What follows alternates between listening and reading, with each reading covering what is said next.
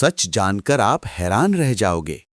भागीरथ की 3 पीढ़ियां तपस्या करती रहीं, लेकिन जब गंगा आईं तो शिवजी ने उन्हें कैद कर लिया।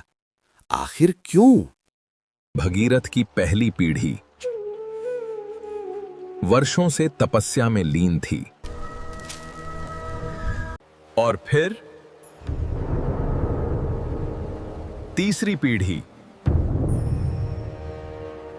और अंत में स्वयं भगीरथ ने अपनी पूरी शक्ति लगा दी। तब जाकर मां गंगा प्रसन्न हुई।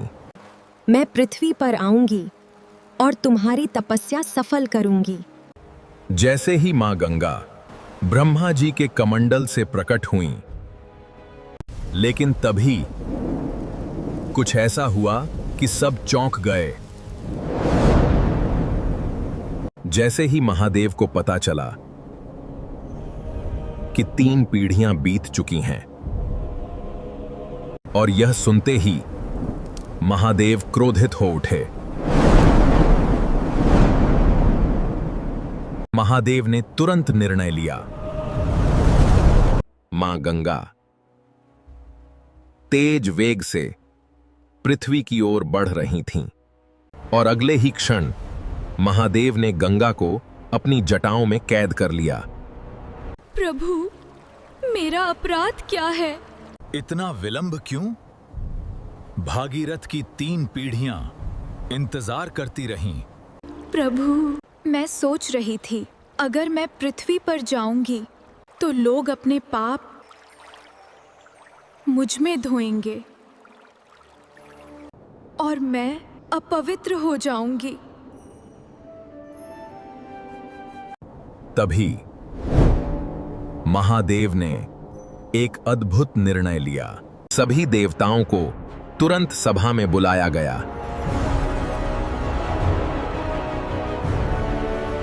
और देखते ही देखते सभी देवता एकत्र हो गए। बताओ, तुम लोग अपने भक्तों पर कितनी जल्दी प्रसन्न होते हो? बताओ, वरना सबको अपनी जटा में बांध लूंगा। शिव जी की बात सुनकर सभी देवता डर गए। मुझे तो सिर्फ दूर्वा ही चढ़ा दो, तो मैं प्रसन्न हो जाऊंगा। मुझे 1 लोटा जल ही काफी है। मुझे तो बस तेल चढ़ा दो, मैं खुश हो जाऊंगा। जब सभी देवताओं ने अपनी उपासना सरल कर दी, लेकिन गंगा अभी भी जटाओं में ही बंधी थीं।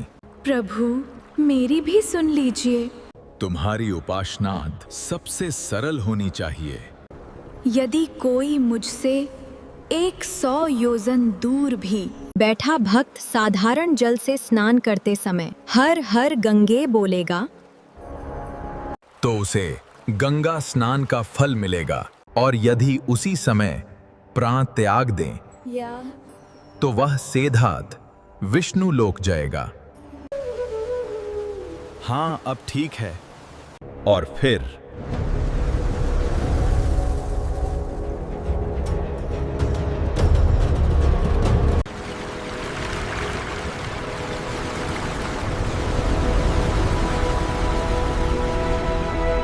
मां गंगा मुक्त हो गईं।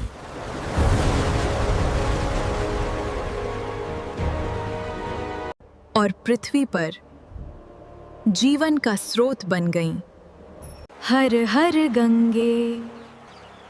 ऐसी ही और अनसुनी कहानियों के लिए फॉलो करना मत भूलना।